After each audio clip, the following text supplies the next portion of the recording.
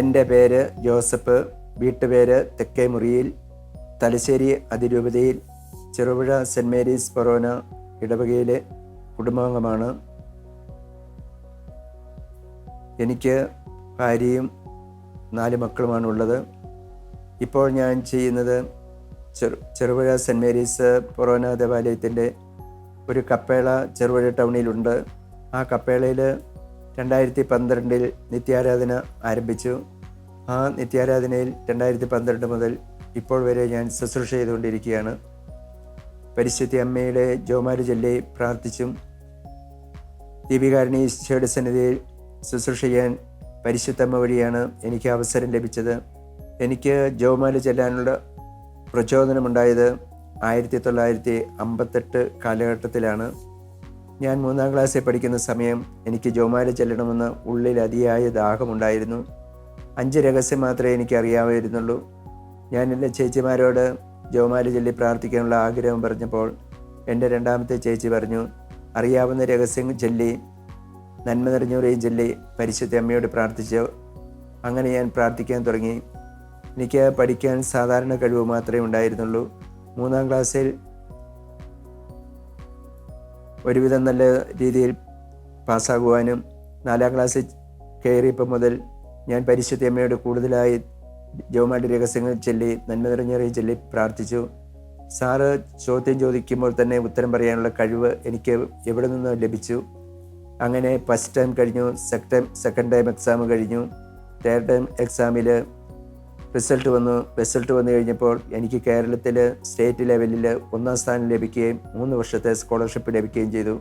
അത് പരിശുദ്ധ അമ്മയോട് ജോമാല ചൊല്ലി നന്മ നിറഞ്ഞവരെയും ചൊല്ലി പ്രാർത്ഥിച്ചതിൻ്റെ ഫലമാണെന്ന് ഞാൻ മനസ്സിലാക്കുന്നു. എനിക്ക് ഈ തിരിച്ചറിവ് വളരെ വർഷങ്ങൾക്ക് ശേഷമാണ് ലഭിച്ചത്. പരിശുദ്ധ അമ്മയാണ് അന്ന് പഠിക്കാനുള്ള കഴിവ് തന്നതെന്നും സ്റ്റേറ്റ് ലെവലിൽ 1ാം സ്ഥാനം ലഭിക്കാനുള്ള ഉള്ള സാഹചര്യങ്ങളുണ്ടായെന്നും പരിശുദ്ധമ്മ വഴി ഈശോ ചൊരിഞ്ഞ അനുഗ്രഹമാണെന്നുള്ളത് കുറേ വർഷങ്ങൾക്ക് ശേഷമാണ് എനിക്ക് മനസ്സിലായത്. കാലങ്ങൾ കഴിഞ്ഞുപോയി. 5ാം ക്ലാസ്സിൽ കയറി. പ്രാർത്ഥന കുറേ ഉണ്ടായിരുന്നു, ജോമാലയിൽ പ്രാർത്ഥിക്കുന്നുണ്ടായിരുന്നു. എങ്കിലും അന്നത്തെ ടീച്ചർ കുറച്ച് അരിശമുള്ള ആളായിരുന്നു.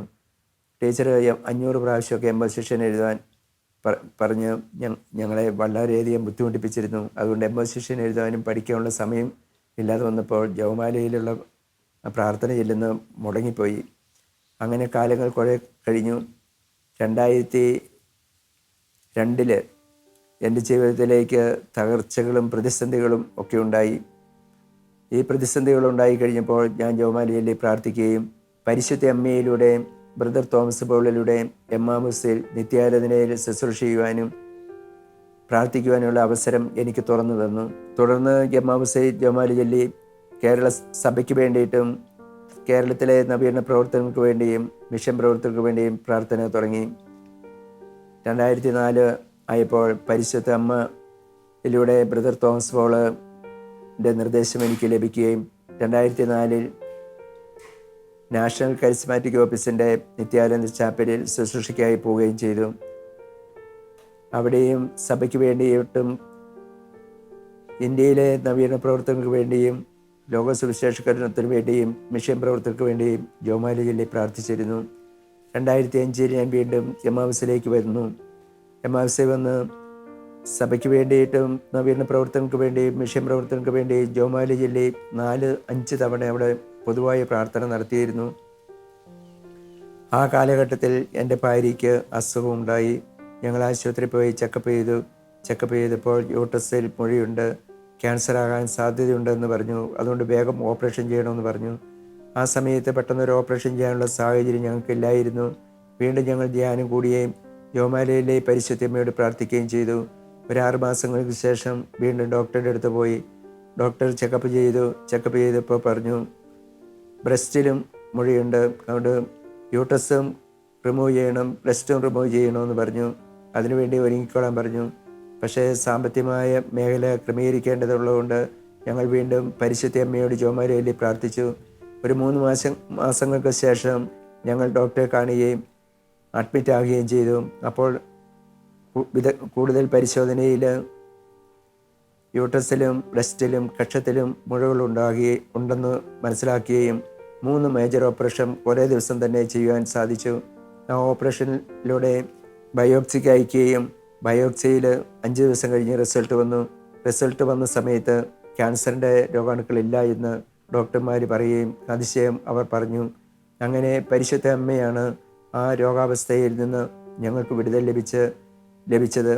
പിന്നെയും ഈ ഓപ്പറേഷൻ ചെയ്തതിൻ്റെ ഫലമായിട്ട് ഈ ശരീരത്തിലെ മുറിവുകൾ കരിയുവാൻ 6 മാസം എടുത്തു. ശരീരത്തിൽ ഷുഗർ കൂടുകയും ഭക്ഷണം കഴിക്കാൻ പാടില്ലാത്ത ഒരു സാഹചര്യം ഉണ്ടാകുകയും ചെയ്തു. ഈ പ്രതികൂലാവസ്ഥയിൽ പരിശുദ്ധ അമ്മയുടെ മധ്യസ്ഥം തേടി ഞങ്ങൾ ജപമാല ചൊല്ലി പ്രാർത്ഥിച്ചു. അതിന് ഫലമായി മുറിവുകൾ ഉണങ്ങുകയും ഭക്ഷണങ്ങളെല്ലാം കഴിക്കുവാനും ജോലി ചെയ്യാനുള്ള കൃപ പരിശുദ്ധ അമ്മ വഴി മകൾക്ക് ലഭിച്ചു. അതിന് പരിശുദ്ധ അമ്മയ്ക്ക് നന്ദിയും സ്തുതിയും ഞങ്ങൾ പറയുന്നു. ഈശോയ്ക്ക് മഹത്വം ഉണ്ടാകട്ടെ എന്ന് പ്രാർത്ഥിക്കുന്നു.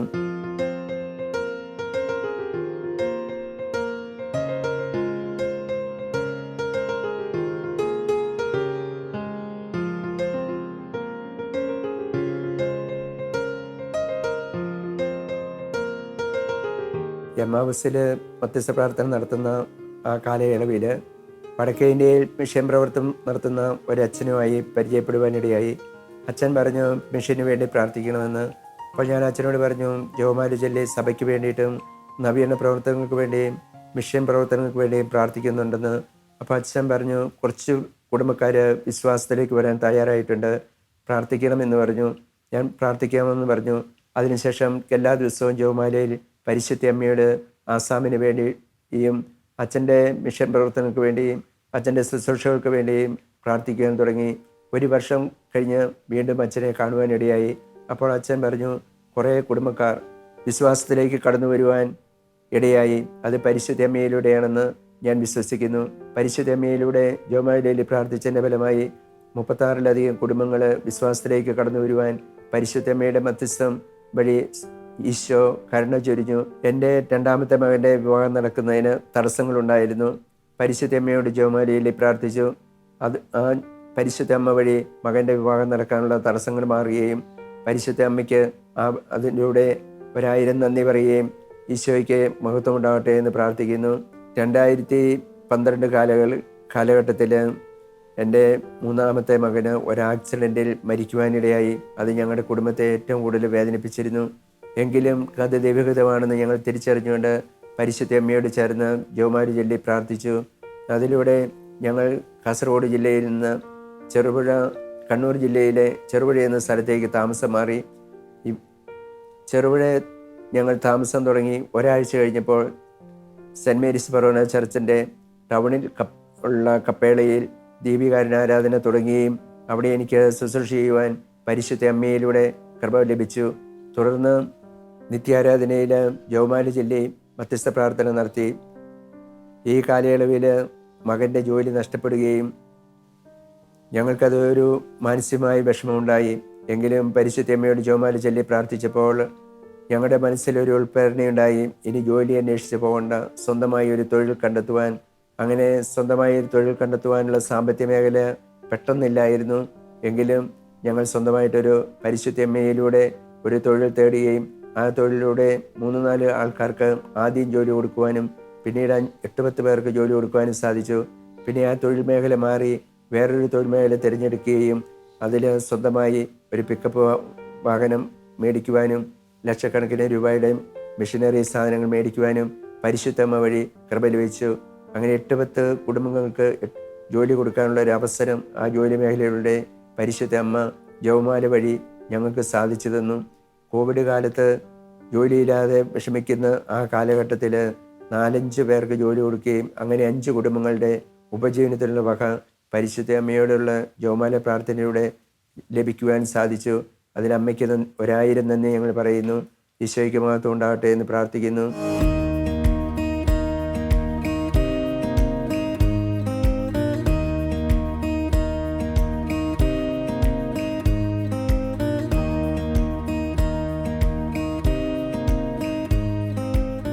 എൻ്റെ ഇളയ മകള് നേഴ്സിംഗ് പഠനം പൂർത്തിയായി. ജോലിക്ക് വേണ്ടിയിട്ട് കേരളത്തിൽ ജോലി നോക്കിയാൽ വിദേശത്ത് ജോലിക്ക് പോകാൻ സാധ്യതയില്ലാത്തതിനാൽ ഡൽഹിയിലും ബോംബെയിലും ജോലിക്ക് വേണ്ടി അന്വേഷിച്ചു. എന്നിട്ട് പരിശുദ്ധ അമ്മയോട് ജപമാലയിൽ പ്രാർത്ഥിച്ചു. പരിശുദ്ധമ്മ വഴി ഡൽഹിയിൽ ഒരു ഹോസ്പിറ്റലിൽ ജോലി ലഭിക്കുകയും അവിടെ ജോലി ചെയ്യുകയും ചെയ്തു. കുറച്ച് വർഷങ്ങൾക്ക് ശേഷം ആ മകൾക്ക് വേണ്ടി ജോമാലിയിൽ പ്രാർത്ഥിച്ചപ്പോൾ സൗദിയിൽ ജോലിക്ക് പോകാനൊരു അവസരം പരിശുദ്ധമ്മ വഴി ഒരുക്കി തന്നു. അങ്ങനെ സൗദിയിലെ മകൾ കുറച്ച് വർഷം ജോലി ചെയ്യുകയും ആ മകളുടെ വിവാഹം നടക്കുവാൻ വേണ്ടി ഞങ്ങൾ ആഗ്രഹിച്ചു. അതിനുവേണ്ടി പരിശുദ്ധ അമ്മയോട് ജോമാലിയിൽ പ്രാർത്ഥിച്ചു. അതിൻ ഫലമായി ആ മകൾക്ക് ചേർന്നൊരു ജീവിത പങ്കാളിയെ ലഭിക്കുകയും ആ മകളുടെ വിവാഹ ജീവിതത്തെ അനുഗ്രഹിക്കുകയും ചെയ്തു. അത് പരിശുദ്ധ അമ്മയോ വഴിയാണ് ഈ അനുഗ്രഹം ലഭിച്ചത്. ആ മകളുടെ കുടുംബജീവിതത്തിൽ 2 മക്കളെ പരിശുദ്ധമ്മ വഴി ജോമാലിയുടെ ഈശോ അവർക്ക് നൽകുകയും ചെയ്തു. ദീപികാരുണ്യ ഈശോയുടെ സന്നിധിയിലിരുന്ന് പ്രാർത്ഥിക്കുമ്പോൾ ദീപികാരുണ്യ ആരാധനാലയത്തിനടുത്ത് ഒരു സ്ഥലവും ഭവനവും ലഭിക്കുവാൻ വേണ്ടി ഞങ്ങൾ ആഗ്രഹിച്ചു. അതിനുവേണ്ടി പരിശുദ്ധ അമ്മയോട് ജോമാലിയിൽ പ്രാർത്ഥിച്ചു. അതിന് ഫലമായി ദീപികാരുണ്യ ആരാധനാലയത്തിനടുത്ത് ഒരു സ്ഥലം ഞങ്ങൾക്ക് ലഭിക്കുകയും ആ സ്ഥലത്ത് വീട് പണിയുന്നതിന് ആഗ്രഹിക്കുകയും ചെയ്തു. 2021 അതിന് അഡ്വാൻസ് കൊടുക്കുകയും 2022 സ്ഥലം വാങ്ങുന്നതിന് ആവശ്യമായ സാമ്പത്തിക മേഖല പരിശുദ്ധമ്മയുടെ ക്രമീകരിക്കുകയും ആധാരം ചെയ്ത് ലഭിക്കുകയും ചെയ്തു. അപ്പോൾ ആ സ്ഥലത്ത് വീട് വെക്കുന്നതിന് വെള്ളമുണ്ടോ എന്ന് അന്വേഷിച്ച് നോക്കി.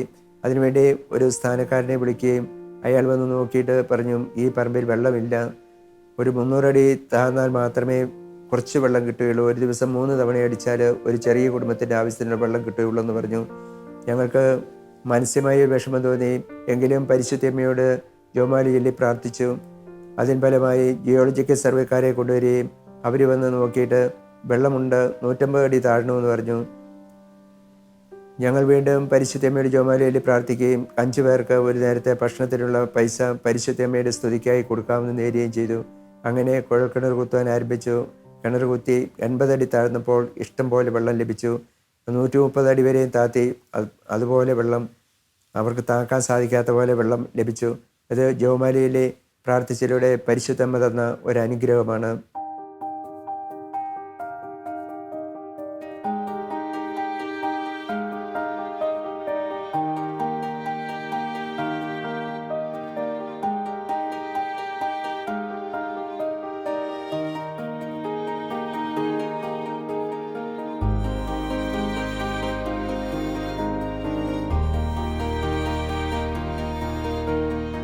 എൻ്റെ ഇളയ സഹോദരിയുടെ മകളുടെ വിവാഹം നടക്കാതെ വളരെ വർഷങ്ങളായി ഇരിക്കുകയായിരുന്നു. വരുന്ന വിവാഹ ആലോചനകളെല്ലാം മുടങ്ങി പോവുകയായിരുന്നു. പരിശുദ്ധമ്മയുടെ മധ്യസ്ഥം ചായച്ചുകൊണ്ട് ജോമാലിയിൽ പ്രാർത്ഥിച്ചു. അതിന് ഫലമായി അധികം താമസിയാതെ തന്നെ ആ മകൾക്ക് ചേർന്ന ഒരു ജീവിത പങ്കാളിയെ പരിശുദ്ധമ്മ വഴി ഈശോ നൽകുകയും ചെയ്തു. ഒരു ദിവസം ഒരു അക്രൈസ്തവ സഹോദരി ഫോണിൽ വിളിച്ചു പറഞ്ഞു, അവർ നല്ലൊരു കുടുംബജീവിതം നയിച്ചുകൊണ്ടിരിക്കുകയായിരുന്നു. അവർക്ക് 3 മക്കളുണ്ട്. ഇപ്പോൾ കുറച്ച് മാസമായിട്ട് അവരുടെ ഭർത്താവ് വിദേശത്താണ് ജോലി ചെയ്തുകൊണ്ടിരുന്നത്. അദ്ദേഹം ഇവരെ വിളിക്കുകയോ ഇവർക്കൊരു പൈസ പോലും കൊടുക്കുകയോ ചെയ്യുന്നില്ല. അദ്ദേഹം വേറൊരാളുമായിട്ട് സ്നേഹബന്ധത്തിലാകുകയും ഇവരെ ഉപേക്ഷിക്കാനുള്ള ഇതാണെന്ന് പറഞ്ഞ് അവർ വളരെ സങ്കടത്തോടെ വിളിച്ചു പറഞ്ഞു. എങ്കിലും പരിശുദ്ധമ്മയോട് ജോമാലിയിൽ പ്രാർത്ഥിച്ചു. പരിശുദ്ധമ്മ വഴി ആ കുടുംബത്തിലേക്ക് ദൈവകൃപ ഒഴുകുകയും അവർ വീണ്ടും പഴയ പോലെ ഒന്നിച്ച് ജീവിക്കാനുള്ളൊരു അവസരം ജപമാലയിലൂടെ പരിശുദ്ധമ്മ ആ കുടുംബത്തിൽ നൽകി അവരെ അനുഗ്രഹിച്ചു. ഒരു സഹോദരൻ മധ്യസ്ഥ പ്രാർത്ഥനയ്ക്കായി നിത്യാരാധന ചാപ്പലിൽ വരികയും ആ സഹോദരൻ്റെ വീട്ടിൽ 3 സഹോദരന്മാരും ഉള്ളത്. സഹോദരിമാരുടെ എല്ലാം കല്യാണം കഴിഞ്ഞു. പക്ഷേ ഈ 3 സഹോദരന്മാരുടെ കല്യാണം നടക്കുന്നില്ല. അപ്പം പ്രാർത്ഥിക്കണമെന്ന് പറഞ്ഞു. പ്രാർത്ഥിച്ചു. ഒരു പരിശുദ്ധമ്മയോട് ജോമാലി ചൊല്ലി 1 വർഷത്തോളം പ്രാർത്ഥിച്ചു കഴിഞ്ഞപ്പോൾ ആദ്യമേ 2ാമത്തെ സഹോദരൻ്റെയും പിന്നെ മൂത്തയാളിൻ്റെയും അവസാനം ഇളയ സഹോദരൻ്റെയും 3 പേരുടെയും വിവാഹം നടന്നു. അത് പരിശുദ്ധമ്മയോട് ജോമാലിയിൽ പ്രാർത്ഥിച്ചതിൻ്റെ ഫലമാണെന്ന് വിശ്വസിക്കുന്നു.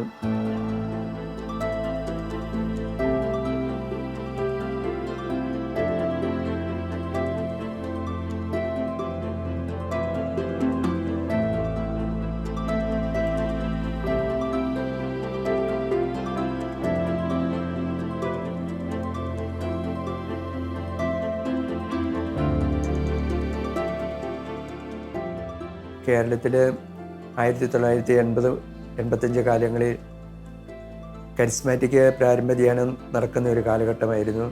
ഞാനതിനു വേണ്ടി ഒരു ധ്യാനം കൂടാൻ ആഗ്രഹിച്ചു. എങ്കിലും തടസ്സങ്ങളുണ്ടായിരുന്നു. പരിശുദ്ധ അമ്മയോട് ജപമാലയിൽ പ്രാർത്ഥിച്ചു. 1985 മഞ്ഞുമേലുള്ള കരിസ്മാറ്റിക് ധ്യാന കേന്ദ്രത്തിൽ പോയി ധ്യാനം കൂടുവാനും അതിലൂടെ ഒരു കൃപ പരിശുദ്ധം വഴി എനിക്ക് ജോമാലിയുടെ ലഭിച്ചു. തുടർന്ന് ഞാൻ 6 ദിവസം എല്ലാ ഞായറാഴ്ചയും ദേവാലയത്തിൽ പോയി ബലിയർപ്പിച്ച് ഈശോയെ സ്വീകരിച്ച് വീട്ടിൽ വന്ന് പ്രാർത്ഥനയിലും ജോമാലയിലുമായി ഞായറാഴ്ച ദിവസം ഇങ്ങനെ ചെലവഴിക്കുകയായിരുന്നു. ആ സമയം ഇടവകയിലെ വികാരിച്ചൻ ഒരു ദിവസം എന്നോട് പറഞ്ഞു, ഞായറാഴ്ച വെറുതെ ഇരിക്കുകയല്ലേ, സൺഡേ സ്കൂളിൽ വന്ന് പഠിപ്പിക്കാൻ പറഞ്ഞു. ഞാൻ പരിശുദ്ധ അമ്മയോട് ജോമാലയിൽ പ്രാർത്ഥിച്ചതിൻ്റെ ഒരു അനുഭവമാണ്. ഞാൻ അച്ഛൻ പറഞ്ഞതനുസരിച്ചു വേദപാഠം പഠിപ്പിക്കുവാൻ വേണ്ടി തുടങ്ങി. 19 വർഷക്കാലം ആ ഇടവകയിൽ വേദപാഠം പഠിപ്പിക്കുവാൻ പരിശുദ്ധ അമ്മയിലൂടെ എനിക്ക് സാധിച്ചു. എൻ്റെ ഇളയ സഹോദരിയുടെ ഭർത്താവിന് വയറുവേദനയുണ്ടായി. വയറുവേദനയ്ക്ക് മംഗലാപുരത്ത് ഓപ്പറേഷൻ ചെയ്തു. ഓപ്പറേഷൻ ചെയ്ത് കഴിഞ്ഞ് അത് സക്സസ് ആയില്ല. ശരീരത്തിൽ മരുന്നൊന്നും സ്വീകരിക്കാത്തൊരവസ്ഥ, എല്ലാം കൊണ്ടും ഒരു പ്രതികൂല അവസ്ഥ നേരിട്ടു. ഞാൻ ആ സമയം എമ്മാവസ്ഥയിൽ മധ്യസ്ഥ പ്രാർത്ഥന നടത്തുന്ന സമയമായിരുന്നു. മംഗലാപുരത്തേക്ക് വരികയും ജോമാലിയിലെ പരിശുദ്ധമ്മയോട് പ്രാർത്ഥിക്കുകയും ചെയ്തു. തുടർന്ന് കുറച്ച് ദിവസങ്ങൾക്കുള്ളിൽ ആ സഹോദരൻ്റെ ശരീരത്തിൽ മാറ്റമുണ്ടാകുകയും മരുന്നുകൾ സ്വീകരിക്കുവാനും അധികം താമസിക്കാതെ തന്നെ ആ രോഗത്തിൽ നിന്ന് വിടുതൽ പ്രാപിച്ച് സൗഖ്യം ലഭിച്ച് വീട്ടിൽ പോകാൻ സാധിച്ചു. അത് ജപമാലയുടെ പരിശുദ്ധമ്മ ചെയ്ത ഒരു അനുഗ്രഹമാണ്. ഒരു ദിവസം ഒരു സഹോദരി എന്നോട് പറഞ്ഞു, 6 തവണ ഞാൻ യുകെക്ക് പോകാൻ പരീക്ഷ എഴുതി, എങ്കിലും എനിക്ക് ജയിച്ചില്ല. അതുകൊണ്ട് ഇത് 7ാമത്തെ തവണയാണ്, പ്രത്യേകം പ്രാർത്ഥിക്കണമെന്ന് പറഞ്ഞു. പരിശുദ്ധമ്മയോട് ജപമാലയിൽ പ്രാർത്ഥിച്ചു. അതിന് ഫലമായി അവർക്ക് 7ാമത്തെ തവണ വിജയം ലഭിക്കുകയും ചെയ്തു. ഇതുപോലെ അനേകർക്ക് രോഗികളായിരിക്കുന്നവർക്കും ജോലിയില്ലാതിരിക്കുന്നവർക്കും വിവാഹ തടസ്സങ്ങളിൽ കഴിയുന്നവർക്കൊക്കെ വേണ്ടി പരിശുദ്ധമ്മയോട് ജപമാലയിൽ പ്രാർത്ഥിക്കുവാൻ സാധിച്ചു. അതിലൂടെയെല്ലാം പരിശുദ്ധമ്മ ആ വ്യക്തികളെയും കുടുംബങ്ങളെയും ധാരാളമായി അനുഗ്രഹിച്ചു. നമ്മുടെ ജീവിതത്തിലെ എല്ലാ കുറവുകൾക്ക് വേണ്ടിയും പരിശുദ്ധമ്മയോട് ജപമാലയിൽ പ്രാർത്ഥിക്കുമ്പോൾ പരിശുദ്ധ അമ്മ നിറവുകളാക്കി മാറ്റിത്തരുന്ന അനേകം അനുഭവങ്ങൾ ജീവിതത്തിൽ ഉണ്ടാകാൻ സാധിച്ചു.